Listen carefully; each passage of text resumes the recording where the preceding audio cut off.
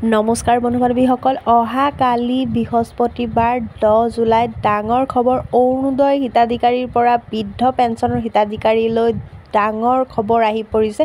10 তাৰিখে লাখ লাখ লোকে লাভ কৰিব ধন আৰু প্ৰতিগৰাকী হিতাধিকাৰীৰ একাউণ্টত জমা হ'ব ধন।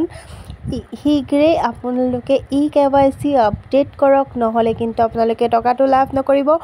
অৰুণোদয় আঁচনিৰ লাখ লাখ মহিলাৰ একাউণ্টত জমা হ'ব 1250 টকা আৰু বৃদ্ধ পেঞ্চনৰ টকাও লাভ কৰিব হিতাধিকাৰীয়ে লগতে বৃদ্ধ পেঞ্চনৰ হিতাধিকাৰীয়ে লাভ কৰিব আৰু দিব্যাংগসকলেও এই টকা একেদিনাখনে আপোনালোকে লাভ কৰিব।